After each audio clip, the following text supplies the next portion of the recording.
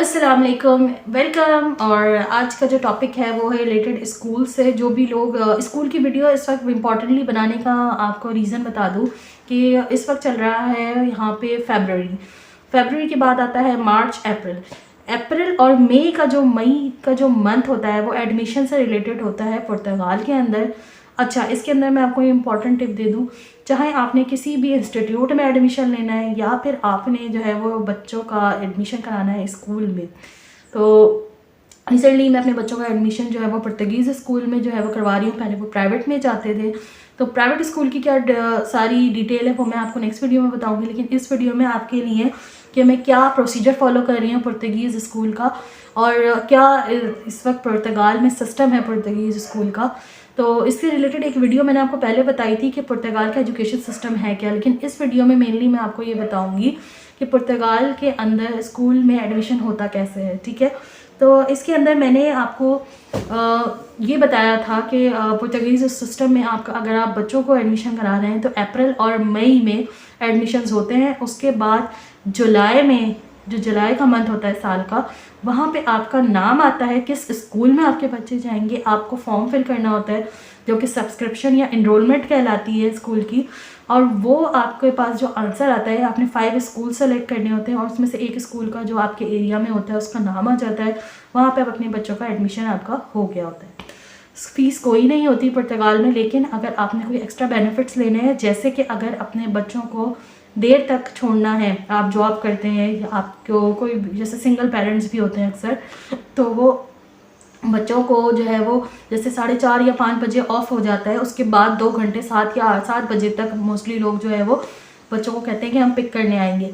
तो उसके लिए आपको स्कूल को थोड़ा सा बताना पड़ता है। कुछ स्कूल उसको फ्री में आपको देते हैं कि वो अपनी जो टीचर्स वगैरह के नहीं भी होते तो वहाँ के जो मेड्स वगैरह होते हैं, और या फिर कोई एक्स्ट्रा एक्टिविटीज़ करवाते हैं बच्चों को, जैसे कि एक्सरसाइज वगैरह या फिर कोई कलरिंग या कार्टून की एक्टिविटी कि वो कार्टून्स वगैरह बच्चों को दिखा देते हैं, तो अपने पास रखते हैं। तो वो एक day care sort of thing होती है, तो वो आपको अवेलेबल हो जाती है कुछ अमाउंट देने पे। इसके साथ साथ अमाउंट के अलावा अगर आपने कुछ लंच वगैरह के लिए बच्चों का करवाना है, जैसे कि मुस्लिम फैमिलीज़ होती हैं तो उनको हलाल फूड देना होता है। Portugal is completely a non Muslim country, तो यहाँ पे जो है आपको हलाल फूड नहीं मिलता है।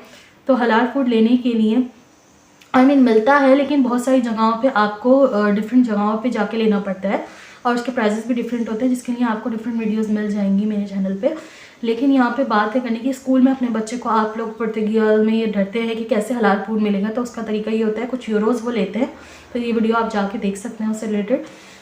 और उसके साथ वो आपको हलाल फूड आपके बच्चे को देते हैं, क्योंकि लंच यहाँ पे स्कूल में ही किया जाता है बच्चों का। ठीक है, आप घर से भी दे सकते हैं, लेकिन मोस्टली पेरेंट्स नहीं देते क्योंकि वो एक डिस्क्रिमिनेशन होता है। और यहाँ बच्चों का यूनिफॉर्म भी नहीं होता, बच्चे घर के कपड़ों में ही, जो आप कैजुअल कपड़े होते हैं उसमें जाते हैं। ठीक है, तो मोस्टली अपनी वाटर बॉटल और थोड़ा बहुत अगर किसी बच्चे ने एक्स्ट्रा लंच करना है तो वो लेके जाता है, बिस्किट्स वगैरह। ज़्यादातर जो है वो आपके ऊपर बर्डन नहीं होता, क्योंकि मोस्टली जो पेरेंट्स पुर्तगाल में होते हैं या फॉरेन कंट्रीज़ में होते हैं, एज यू नो, आप तो काफ़ी सारी जगहों पे कि वो दोनों ही जॉब कर रहे होते हैं या सिंगल पेरेंट होते हैं, अपना ब्रेड एंड बटर कर रहे होते हैं, तो उनको खुद ही जो है वो देखना होता है। अच्छा, मैंने यहाँ पे आपको ये बताने के लिए इस वक्त वीडियो बनाई है कि मैंने ईमेल की थी स्कूल को, जो मेरे एरिया के स्कूल्स हैं, उनमें से जो मेरे पास रिप्लाई आया और क्या डॉक्यूमेंट्स नीडेड होते हैं एडमिशन के प्रोसेस के लिए, वो मैं आपको बता दूं। अगर आपके पास, अच्छा यहाँ पे बता दूं, टीआरसी कार्ड मौजूद है या नहीं है, आप इमीडिएटली अभी पुर्तगाल में आए हैं लेकिन आप चाहते हैं आपके बच्चे का लॉस ना हो टाइम का, तो आप फ़ौरन उसका एडमिशन करा सकते हैं। सिर्फ उसकी कंडीशन है कि आपका बच्चा 4 to 5 ईयर्स से 5 to 6 ईयर्स में जा रहा हो। 5 ईयर्स अबव का जो भी बच्चा है उसका एडमिशन हो जाता है। ठीक है, चाहे वो स्कूल हो, कॉलेज हो या यूनिवर्सिटी हो, उसको इजीली एडमिशन मिल जाता है। उसकी कुछ रिक्वायरमेंट्स हैं। तो इस वक्त हम बात करेंगे स्कूल के एडमिशन की। तो मैंने उनको ये कहा कि यहाँ पे मुझे ये पेपर्स भेजें, मुझे ये डॉक्यूमेंट्स बताएं कि कौन से सबमिट करवाने हैं जिसकी वजह से एडमिशन होगा। तो ये डॉक्यूमेंट्स, चाहे आपके पास टीआरसी कार्ड है या टीआरसी कार्ड नहीं है, दोनों के लिए ज़रूरी है। ठीक है, तो मुझे ये बोला गया कि जो बच्चे की जो पेरेंट्स हैं उसकी उनकी आईडी कार्ड, जो उनका सिटीज़न कार्ड है, उसकी कॉपी इसके साथ साथ मदर की आईडी कार्ड की कॉपी या फिर फादर के आईडी कार्ड की कॉपी, अगर वो सिंगल है, दोनों की हो तो भी ठीक है। अच्छा, ये सब चीज़ें आप डायरेक्टली स्कूल को ईमेल भी कर सकते हैं और वहाँ जाके फिजिकली दे भी सकते हैं, जो स्कूल के बाहर आपको टाइमिंग मिल जाएगा, उस टाइमिंग पे आप जाके। और मोस्टली ये 9 to 12 के बिटवीन का ही है, 9 to 11 के 11:30 तक का टाइम होता है, उसमें ही आपको जाना होता है। तो बहुत सारे स्कूल्स में तरीका यही होता है कि आप जाके खुद पूछ लें जो आपके एरिया के स्कूल्स हैं। और जो इन्फेंट्स का स्कूल होता है वो अलग होता है प्री प्राइमरी का, और जो उसके थोड़े बड़े बच्चे होते हैं, जैसे कि मैंने आपको वीडियो में बताया था लास्ट, वो डिफरेंट होता है। आईडी कार्ड के पेरेंट्स की कॉपी, इसके अलावा स्टूडेंट के आईडी कार्ड की कॉपी। अच्छा, जो बच्चा है उसकी आईडी कार्ड की कॉपी तब होगी जब आपके पास टीआरसी कार्ड होगा, तो ऑब्वियसली आपके बच्चे का टीआरसी कार्ड होगा, तो वो उसके लिए। अगर आपके पास वो अवेलेबल बच्चे की स्टूडेंट आईडी कार्ड की कॉपी नहीं है, कोई प्रॉब्लम नहीं है, आपका बच्चे का एडमिशन 5 साल से बड़ा है तो हो जाता है। डिपेंड करता है कि कौन से स्कूल में उस वक्त स्पेस अवेलेबल है। अच्छा, इसके साथ आपका जो भी आप जॉब या कॉन्ट्रैक्ट पे है या फिर अपने कंपनी में अपना बिजनेस कर रहे हैं, उसकी कॉपी। उसके अलावा अगर वो भी अवेलेबल नहीं है तो जिस एड्रेस पे आप रह रहे हैं उस एड्रेस का इलेक्ट्रिसिटी और वाटर का जो पानी का बिल होता है, ये दोनों चीज़ें आपके पास रिक्वायर्ड होती हैं। ठीक है, तो ये सारे डॉक्यूमेंट्स जब आप स्कूल को भेजते हैं तो वो स्कूल आपको जो है वो बता देता है कि ठीक है स्पेस है और आप जो है वो बच्चे का एडमिशन हो गया है या इस तरह होगा, तो आप आ जाएं, कम्युनिकेट कर लें। पहले ये आपसे मीटिंग करते हैं, उसके बाद आपको सारी डिटेल बताते हैं। अच्छा, यहाँ पे एक जो नए आने वाले हैं उनको प्रॉब्लम ये होती है कि जो हमारे एरिया के स्कूल हैं वो हमें कैसे पता चलेंगे कि ये हमारे एरिया के कौन सा स्कूल है।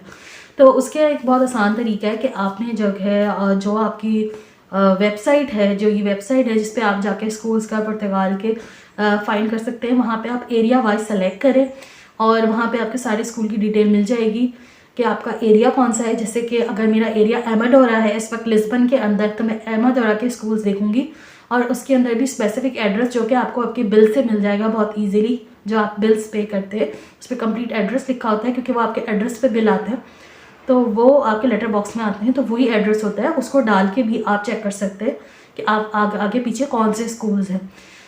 स्कूल्स को पुर्तगाल में एस्कोला कहा जाता है, तो इस वर्ड से भी आप सर्च कर सकते हैं। पुर्तगाल के जो स्कूल्स होते हैं कुछ प्राइवेट होते हैं, कुछ सेमी प्राइवेट होते हैं और कुछ कम्प्लीटली गवर्नमेंट होते हैं। ठीक है, तो कुछ में जो है वो कम फीसेस होती है लेकिन होते वो पुर्तगीज़ स्कूल ही हैं। इंटरनेशनल स्कूल्स की इस वक्त मैं बिल्कुल बात नहीं कर रही हूँ, मैं लोकली पुर्तगाल के स्कूल्स की बात कर रही हूँ। तो वो वाले जो स्कूल के एडमिशन्स होते हैं उसका प्रोसीजर सबका सेम ही होता है कि आपने एनरोलमेंट करवानी है और आपके बच्चे का नाम उस स्कूल में आएगा।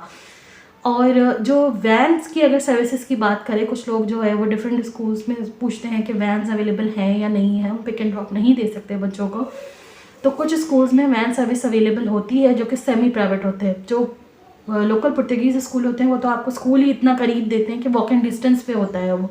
अब 5 साल से बड़ा बच्चा होता है तो 6 या 7 साल की एज में जब वो आता है तो वो खुद ही स्कूल आना जाना शुरू कर देता है। एक पीसफुल कंट्री है, कोई प्रॉब्लम नहीं होती बच्चों को। स्कूल्स में अगर आपको बच्चे को मुश्किल होती है लैंग्वेज समझने में, तो इनिशियली जो पहला साल होता है उसमें ये लोग बहुत ज़्यादा जो है वो लीजेंट रहते हैं क्योंकि उनको पता है कि पेरेंट्स भी पुर्तगीज़ नहीं बोलते लेकिन इनको बच्चे को पुर्तगीज़ आनी चाहिए। तो वो एक टीचर जो है वो स्पेशली उनका बहुत सारे स्कूल्स में कर देते हैं जो कि इंग्लिश से कम्युनिकेट करता है बच्चों से। ऑब्वियसली उनको उर्दू, हिंदी, बंगाली, नेपाली और लैंग्वेजेस नहीं आती, इंग्लिश ही सेकंड लैंग्वेज है, तो इंग्लिश में कम्युनिकेट करके बच्चों के लिए थोड़ा सा इजी हो जाता है।